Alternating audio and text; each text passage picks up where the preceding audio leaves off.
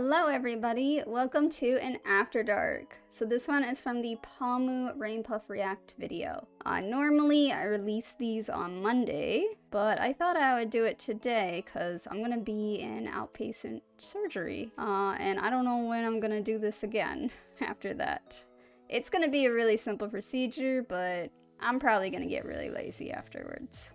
Anyway, there are 2 questions within this that I wasn't able to get answered, but I'll let you know why once we get to them. So let's go ahead and get into this. So who is Pomu Rainpuff? Well, she actually debuted in the very first wave for 𝘿𝙊 𝙉𝙊 in May 2021. Her group was called 𝘿𝙊 𝙉𝙊, and as her look suggests, she is a fairy. Now her group 𝘿𝙊 𝙉𝙊 only has 2 other members. So the talents in it include Pomu Rainpuff, 𝘿𝙊 𝙉𝙊, and 𝘿𝙊 𝙉𝙊. I actually don't know if I said those names properly, but I'm gonna just go with it. As for Pomu's style, she's known to be friendly, cheerful, and a bit mischievous. She has the nickname Chaos Fairy, which I actually personally really like, because when we think about fairies, we think, oh, they're like these really happy creatures. But we also know that they can be troublemakers and tricksters, because of Shakespeare's A Midsummer Night's Dream. So the fact that she has all of these characteristics is really great because they fit all of what a fairy is.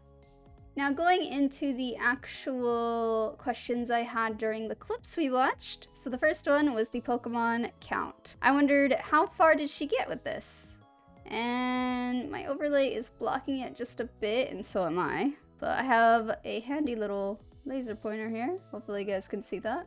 So she got to number 32, which is 𝘿𝙊 male. But if we look, they look exactly the same between 29 and 32. 29 is supposed to be 𝘿𝙊 female. And also if you look very closely, right here, I'm gonna outline it for you guys. This is the outline of a copy-paste. So she literally just copied this and then pasted it over. Now we know from the clip that this would have been around 3 a.m. for her. So we're gonna let this slide. It's okay. It is funny though that she just went with that shortcut. Something that caught my eye, which was in her chat, there was a specific emote that was being spammed.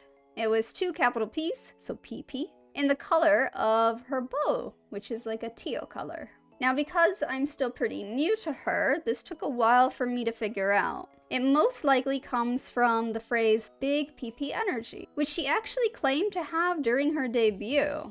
And when I first heard that, I thought, that's really brave. That's a super brave and strong thing to be saying at a debut. But then I found out that it's actually the source of her power as a fairy, so it's part of her lore. This energy gives her power. And so she continues this joke and continues to say PP. Like when she ends her stream, she says 𝘿𝙊, which we did here in one of the clips. And on her days off, fans call them PP Energy Restoration Days, which I think is both funny and cute. The fact that they have this inside joke that started literally from the beginning and goes to the end, I think is really cool. So now we are on to VTuber platforms. This is a question that I honestly should have been asking from the beginning. But I kind of just assumed all the VTubers I was watching was on YouTube anyway. And I kind of wasn't wrong. So I found out that YouTube is seen as to be a bit more family friendly and where most corporate VTubers stream from. There are some cons to being on YouTube though. The first being that it can be hard to find an audience. You gotta make sure that your title, tags, and thumbnail are all eye-catching. Another thing is being copyright striked. A lot of them are from fake third parties. In order to get rid of that copyright, you gotta submit your personal details to this random person. So for VTubers that want to keep their identity secret, this can be a problem. We actually saw this be a problem for Iron Mouse during this year, and that's something that we will be talking about in another stream at the end of the year. And our last con for YouTube is the fact that it started off as a video upload and sharing platform. It didn't get streaming till later, and it's still kind of, I don't know the phrase, it's like at the tip of my tongue, but I can't quite get the phrase out. Not dated. It's not dated. Behind. There we go. It's still behind on the times for streaming. But hopefully as time goes forward, it gets a little better since people are using YouTube for streaming. Then we got Twitch. That's our other major streaming platform. This one is a bit more mature, and it is a constant streaming site, so it can be easier to find an audience while live. Some cons here are you could get hate rated. This is something that actually happened early in the year as well, and again, something we'll talk about. Hopefully it's not happening still, but this is a risk that anybody who streams on Twitch has to deal with. Another con is that there's a lack of support and structure, specifically for VTubers. Now, Twitch is trying to get better at this, so just like YouTube, maybe with time, it'll be a better place. Whichever you choose, just make sure it vibes with you. Now, if you're thinking to yourself, I actually want to do both. Well, it's super easy to do nowadays with multi-platform streaming. Nowadays, there are plugin apps that you can use for OBS or Streamlabs that allows you to do not just YouTube and Twitch, but also TikTok, Twitter, or X, Kick, and a bunch of other places. My personal favorite has been 𝘿𝙊. It's easy to use and free to use. The only downside to multi-streaming is the fact that you now have multiple chats that you kind of need to pay attention to. Personally, I'm gonna stay on YouTube for big events like charity, donathons, things like that. I will multi-stream, but YouTube's gonna be the only chat that I really pay attention to. Next, we come up to the Minecraft clip that she was playing. In this, she was singing a song that kind of went like taiga, taiga, ta ta ta ta taiga. After looking into this is another kind of confusing one, because the original post was actually taken down. So if there are any fans, please let me know more about this. But I think it's her own song called Diamond City Lights Mixed Chant by Pomu. And if it was, that was kind of a good plug on her part, because this did make me go look it up. I didn't watch it, but I did all the other steps that would probably give it a view anyway. The Minecraft mod that she was playing during that, though, was the 1 block challenge. Apparently in this, you're given 1 block, and every time you mine it, the block turns into something new, which explains quite a bit. It explains why she was paying attention to just the 1 block that did magically change into chests and things like that, and then also all the junk that's in her inventory, because it's random what it gives you. I love Minecraft, but I don't know if this is something I'd ever play. I'm not sure, because I'm an achievement hunter, and I already can't get all the achievements in other mods. This one I feel like would be even more of a challenge. But I don't know, maybe in the future, we'll see.